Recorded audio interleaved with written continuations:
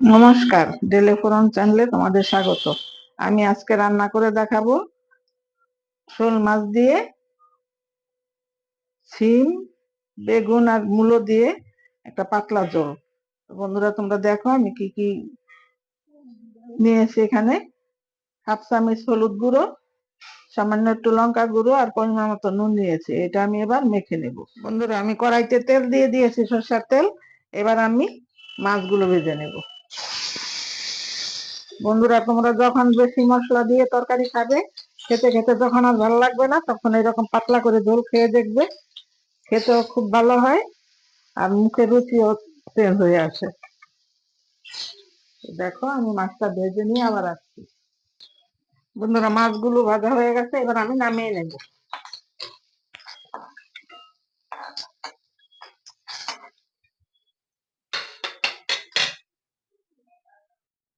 আমি মাছগুলো ভাজার তেলের সাথে আমি হালকা আর একটু তেল দিয়ে নিয়েছি। এবার আমি দিয়ে দেবো গোটা জিরে।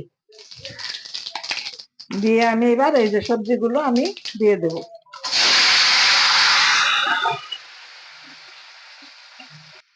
এবার আমি দিয়ে দেবো পরিমাণ মতো হলুদ, আর দেব পরিমাণ মতো নুন। দিয়ে এবার এটা আমি ভালো করে কষিয়ে নেবো। আর এদিকে বন্ধুরা, এই যে মাছ মেখেছিলাম সেই মশলাটাকে দিয়ে দেবো ভালো করে। এবার কষিয়ে তারপর দেখাচ্ছি। এবার আমি দিয়ে দেবো এখানে আমি হাফ চামচ জিরা আর হাফ হাফ একটা ছোট পেঁয়াজের হাফটা নিয়েছি, বেটে দিয়েছি, আর 6-7টা কাঁচা লঙ্কা বেটে নিয়েছি। এটা আমি দিয়ে দেবো। তোমরা জালটা কম বেশি করে নেবে। আর তোমরা যদি মনে করো পেঁয়াজটা বেটে দেবে না, তাহলেও হবে, কেটে দিলেও হবে। আমি বেটে নিয়েছি। এই পর্যায়ে আমি একটা টমেটো কেটে নিয়েছি, এটা দিয়ে দেব। বন্ধুরা, এই সবজি তোমরা যতটা ভালো করে কষিয়ে নেবে, তরকারিটা কিন্তু ততই টেস্ট হবে।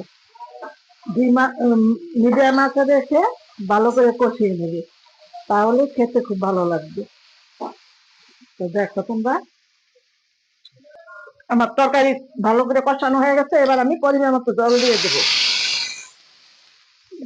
দিয়ে একটু নেড়ে চেড়ে আঁচটা বাড়িয়ে দেবো। বলক হওয়া পর্যন্ত আমি অপেক্ষা করব। জলে বলক চলে আসছে, এবার আমি মাছগুলো দিয়ে দেব।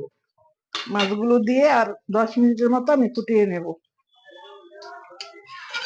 বন্ধুরা, এই ঝোলটা কিন্তু খুবই সাধারণ, কিন্তু খেতে অসাধারণ হয়।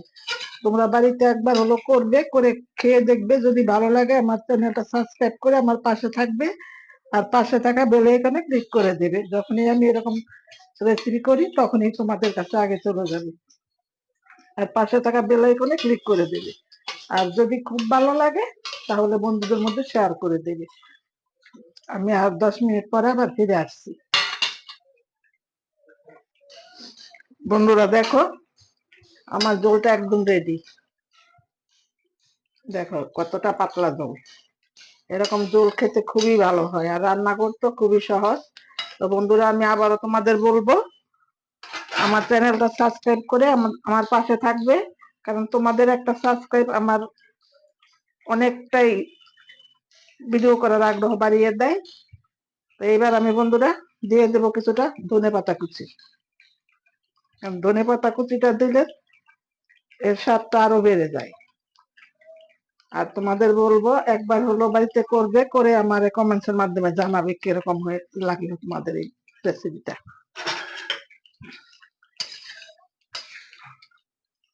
তো বন্ধুরা, তোমরা সবাই ভালো থাকবে, সুস্থ থাকবে। দেখা হবে আবার অন্য কোনো রেসিপিতে। আমি তোমাদের পরে বেড়ে দেখাবো। খেতেও কিন্তু দারুণ হয়।